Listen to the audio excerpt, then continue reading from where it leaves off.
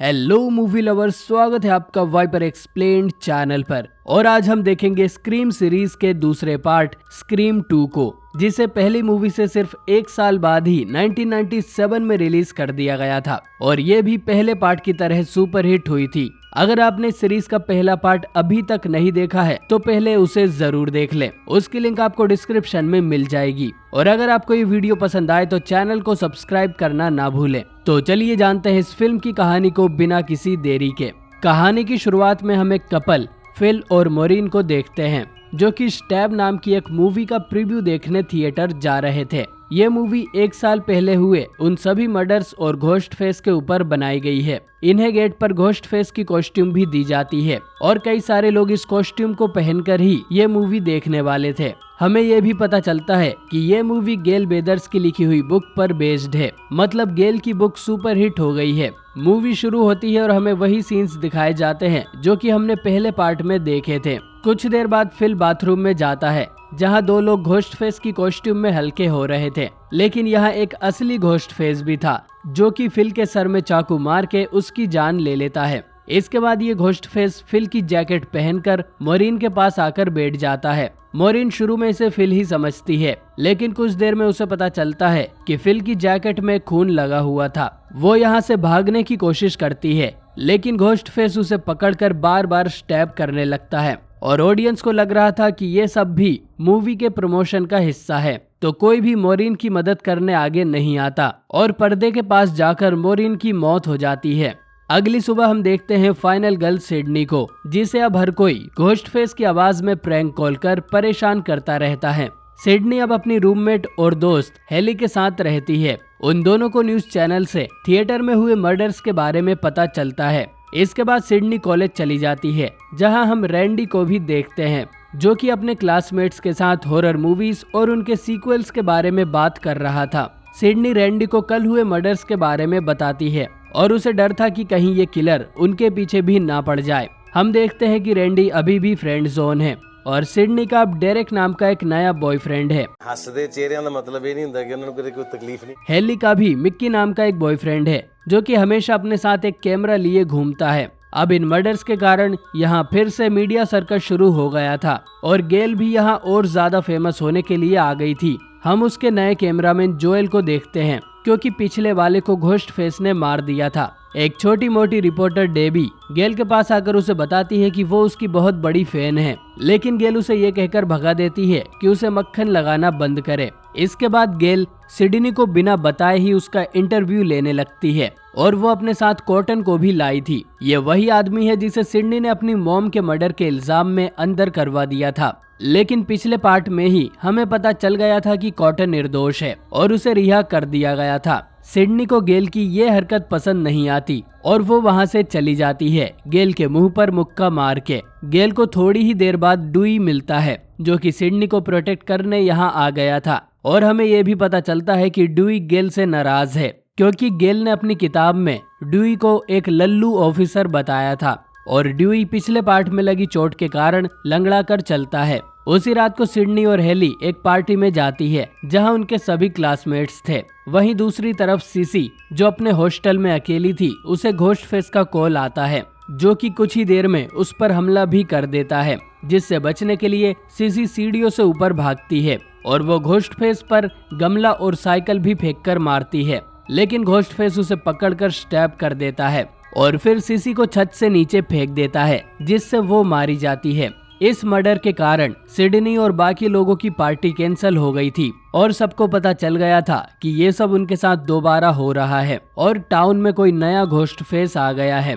Sydney अपना jacket लेने वापस अंदर जाती है तो उसे भी घोस्ट फेस का कॉल आता है और हम जानते हैं कि घोस्ट फेस उन किलर्स में से है जो कि फाइनल गर्ल पर भी शुरू में ही कूद पड़ता है, लेकिन सिडनी उससे बचकर घर से बाहर निकल जाती है, जहां वो डेरेक से टकराती है, जो कि घोस्ट फेस को पीटने के लिए अकेले ही अंदर चला जाता है। तभी ड्यूई भी यहाँ आ जाता है और वो भी अंदर जाता है, लेकिन अंदर उसे बस डेरेक ही मिलता है, जिसके हाथ पर घोस्ट फेस एक मामूली सा कट मार के भाग गया था, जिससे अब सिडनी और ड्यूई दोनों को ही डेरेक पर शक होने लगता है कि वो अकेले घोस्ट फेस से लड़ने अंदर क्यों गया और घोस्ट फेस उसे जिंदा छोड़कर क्यों भाग गया। इधर गेल फिगर आउट कर लेती है कि ये कोई कॉपीकैट किलर है जो कि पिछले साल हुए मर्डर से मिलते जुलते नाम वाले लोगों को मार रहा है और सिडनी की प्रोटेक्शन के लिए अब से 2 डिटेक्टिव्स हमेशा उसके साथ रहेंगे। इधर कॉलेज में बातें होने लगती है कि इस बार का घोस्ट फेस कौन हो सकता है।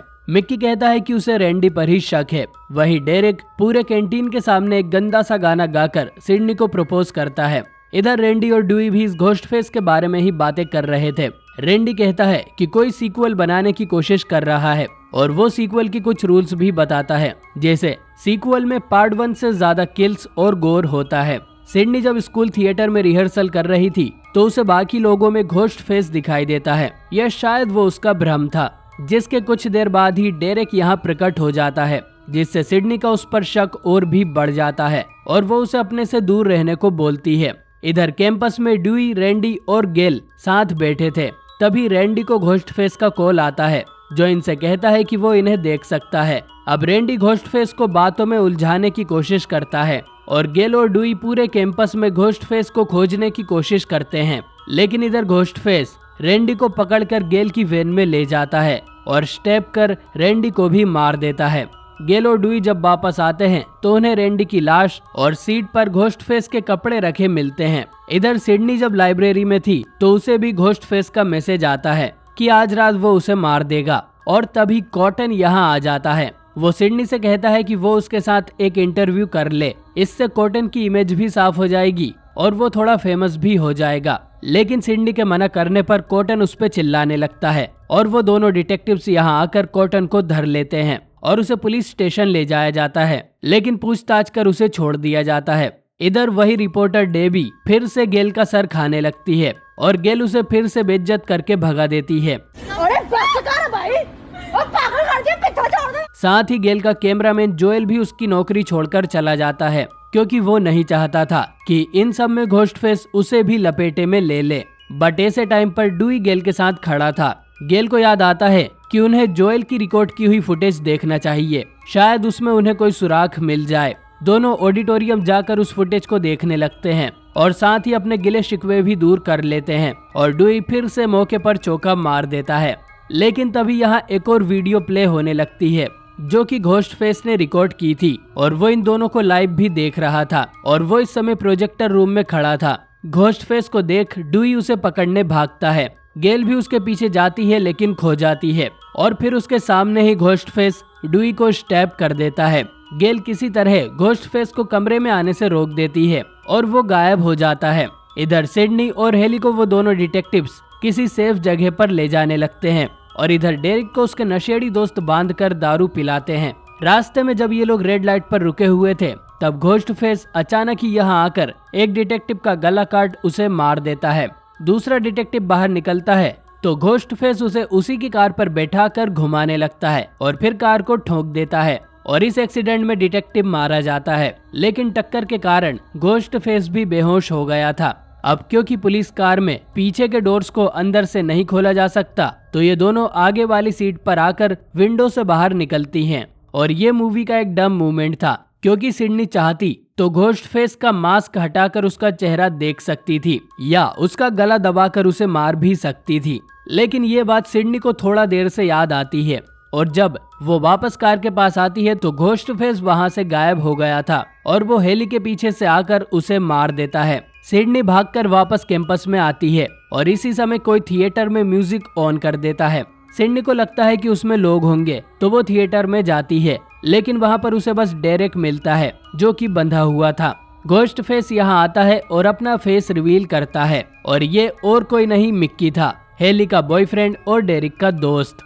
मिक्की सिडनी को ये कहकर कंफ्यूज करता है कि ऐसे काम में एक पार्टनर की जरूरत पड़ती है और दूसरा घोस्ट फेस और कोई नहीं बल्कि डेरिक है। ये सुनकर सिडनी डेरिक के हाथ पैर नहीं खोलती और मिक्की डेरिक को गोली मार देता है क्योंकि असल में डेरिक घोस्ट फेस नहीं था और मासूम था।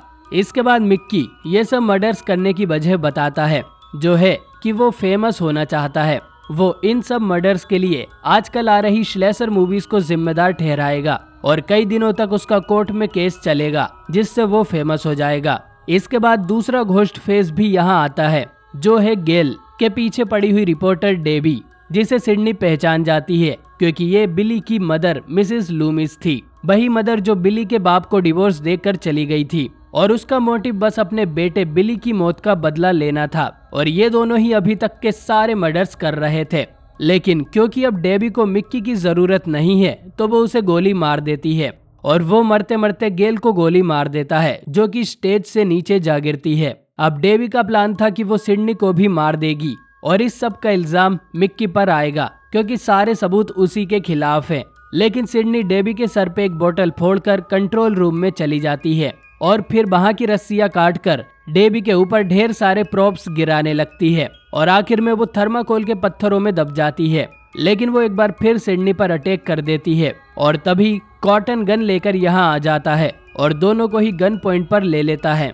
डेबी कॉटन से कहती है कि वो सिडनी को गोली मार दे, इससे वो खुद कहानी का हीरो बन जाएगा। लेकिन सिडनी कॉटन के साथ इंटरव्यू करने के लिए हाँ कर देती है और ये सुनते ही कॉटन डेबी को गोली मार देता है।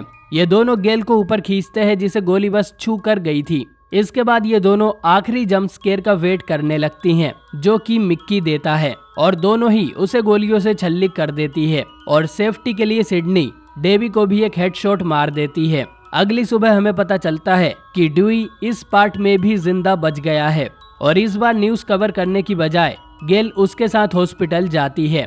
सिडनी सभी रिपोर्टर से कहती है कि उन्हें जो भी पूछना है वो कॉटन से पूछे, वो इस कहानी का हीरो है और सभी रिपोर्टर्स कॉटन के पीछे पड़ जाते हैं। कॉटन को जो फेम चाहिए थी वो उसे मिल जाती है और ये फिल्म यहीं पर एंड हो जाती है। तो दोस्तों, आपको ये पार्ट कैसा लगा कमेंट करके जरूर बताएं और क्या आपने भी सोचा था कि किलर डेबी और मिक्की होंगे? आपने किसे किलर समझा था उसका नाम भी कमेंट में जरूर लिखे। मुझे तो हर दूसरा कैरेक्टर ही घोस्ट फेस लग रहा था। बाकी अगर इस वीडियो पर अच्छा रिस्पॉन्स आता है तो मैं जल्द ही सीरीज का तीसरा पार्ट भी एक्सप्लेन करूंगा, तो उसके लिए वीडियो को लाइक और चैनल को सब्सक्राइब जरूर से कर दें। बाकी मैं मिलता हूं आपसे बहुत ही जल्द एक नई वीडियो के साथ।